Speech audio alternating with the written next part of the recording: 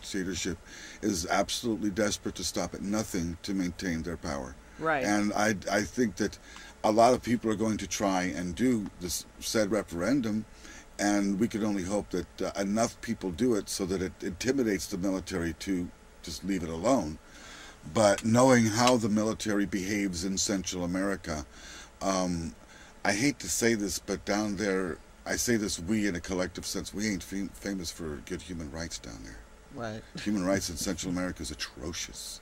Yeah. And hundreds of people being killed is not unknown. Right. In these countries. Yeah, and during this period of about 120 days, the military has been, Honduran military has been quite vicious. Yes. And has I think about 11 people have died. Oh, I think that I think that's conservative. That's I would say that's very. Yeah, I think that's very Well, conservative. that was New York Times or something. Yeah. No, I would. No doubt conservative. If the New York Times says 10 people, I would bet it's closer to 50 or 60. Yeah, I got you. I'm sorry to say, but it's, and of course, a lot of other reporting. Zelaya is still holed up in the Brazilian embassy, and unfortunately, it looks like he's just going to be stuck there for a while. Yes. Yeah. And that brings up what happened. And again, let me hold up this book, because Aristide was kept out of Haiti for 3 years, you see. So right. As we in Haiti are looking at the situation in Honduras and what's going on with the brothers and sisters there, we realize that this is basically a repeat of what had gone on in Haiti in 91, 94, and even to the present. Right. The present coup against President Aristide. But you also mentioned earlier about the election boycott. The resistance, as in Honduras, the resistance in Haiti continues. When President Préval was running for office in 2006, 2 years after the coup against President Aristide, it was the base of the masses of the people, the Lavalas people, who put him in power. Right. With the understanding that he would bring back President Aristide. Right. And would continue on the social programs. But Haiti is under occupation, led by Brazil. And Brazil is actually taking baby steps into imperialism, into the rule of the oligarchy outside of the borders of Brazil, you see. So this is what's going on. Brazil is leading the United Nations troops that are currently occupying Haiti. And so from what I hear also, from various reports, there are many businesses from Brazil that are going to Haiti in order to stay away from the higher wages that they have to pay to Brazilian workers, and going to take advantage of the misery that they have imposed on the people of Haiti because it's cheaper wages there.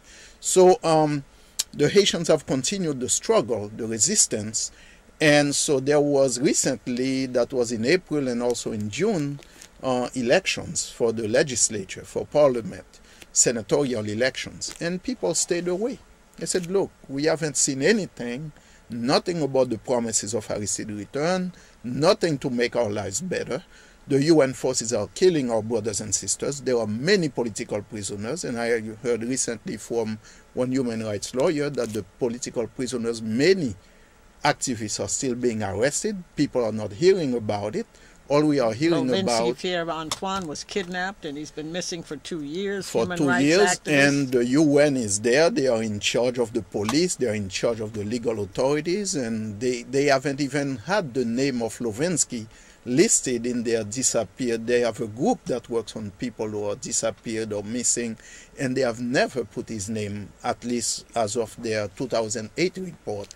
Well, we have about 2 minutes left, and I really wanted to kind of get to the U.S. role in both of these coups d'etat.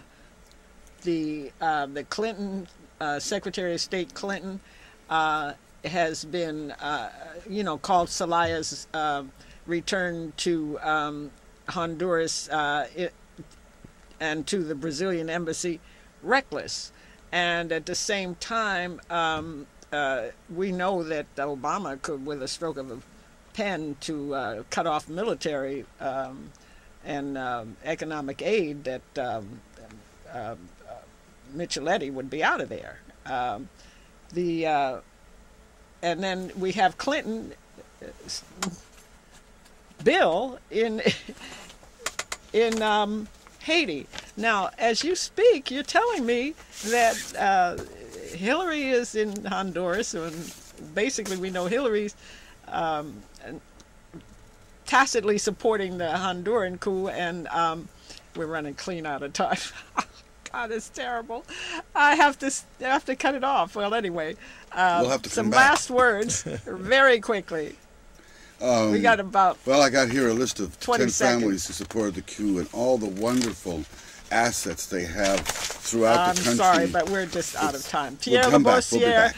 and Emiliano Echeverria, and thank Stephen Leader for board opping. Thank you, viewers, for watching, and tune in, please, next week for Crystal Bybee and Daryl Myers, who will be talking about the death penalty, Mumia Abu-Jamal and Kevin Cooper, and all power to the people, free all political prisoners. Go to the BPP Laney College celebration of Black Panther History Month.